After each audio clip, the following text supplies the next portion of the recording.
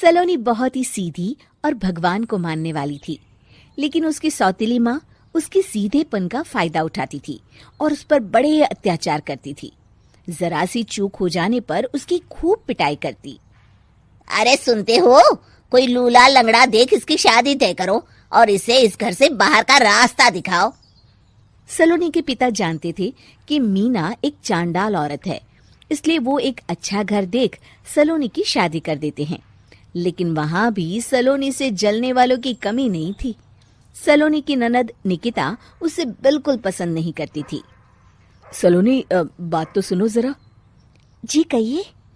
आज शाम को मेरे बॉस खाने पर आ रहे हैं। ध्यान रहे उनकी खातिरदारी में किसी प्रकार की कोई कमी नहीं होनी चाहिए।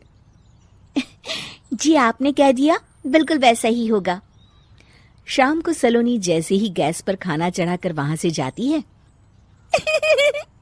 अभी इसके खाने का स्वाद बढ़ाती हूँ। निकिता गैस की आंच तेज कर देती है।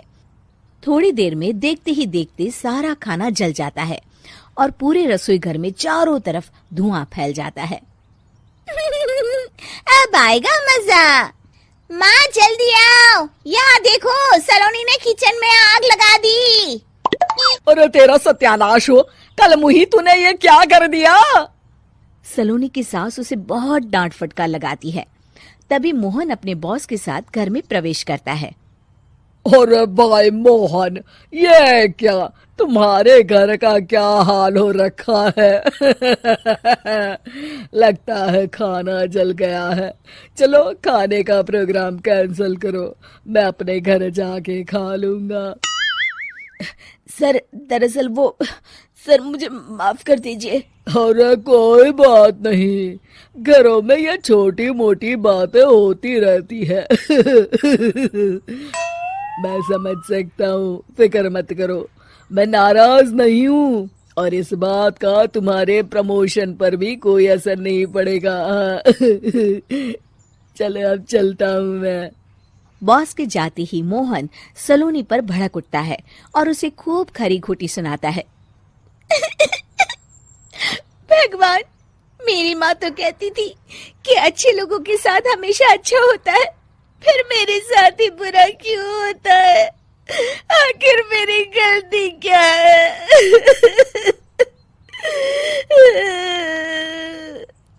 तभी आकाशवाणी होती है। बेटी, अब तुम्हें कोई दुख नहीं दे पाएगा। तुम्हारा बुरा सोचने वाले की मन की सारी बातें तुम पहले ही जान जाओगी। अगले दिन सलोनी निकिता को चाय देने उसके कमरे में जाती है। तब निकिता के मन में कुछ बातें चल रही थी। कल तो मैंने सिर्फ खाना जलाया था, अब तू देखती जा सलोनी, तेरा इस घर में जीना हराम कर दूंगी। अच्छा, तो ये बात है, अब इसे सबक सिखाना ही पड़ेगा। कुछ दिनों के बाद, सलोनी, मेरे कपड़े जल्दी से प्रेस कर दो, ऑफिस के लिए देर हो रही है। सलोनी मोहन के कपड़ों के पास प्रेस गर्म होने के लिए रख देती है और अपने कमरे में चली जाती है। तभी हॉल में निकिता आती है। सलोनी चुपके से उसे देख रही होती है। आज अगर मैंने ये कपड़े जला दिए तब तो पक्का मेरा भाई इस सलोनी की बच्ची को धक्के मार के घर से बाहर निकाल देगा।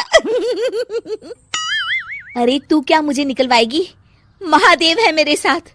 ठहर जा निकिता, आज तो तेरी खैर नहीं। सलोनी अपने पति मोहन को बुला लाती है और निकिता की सारी करतूत दिखाने लगती है। निकिता गर्म प्रेस मोहन के कपड़ों पर रखकर अपने कमरे में चली जाती है। मेरी बहन इतनी बड़ी चालबाज निकलेगी, मैंने तो सोचा ही नहीं था। मुझे माफ कर दो सलोनी, मैं तुम्हें गलत समझ रहा था। मोहन निकिता को बुलाकर उसे खूब डांट फटकार लगाता है। उस दिन के बाद से सलोनी की जिंदगी पूरी तरह बदल जाती है। सलोनी हर किसी के मन की बात सुन लेती थी। दूसरी तरफ निकिता का कोई भी दांव सलोनी पर नहीं चलता था और आखिरकार वो भी सलोनी के आगे घुटने टेक देती है। फिर एक दिन सलोनी की सास की सहेली ममता अपनी बहू कविता के साथ वहां आती है।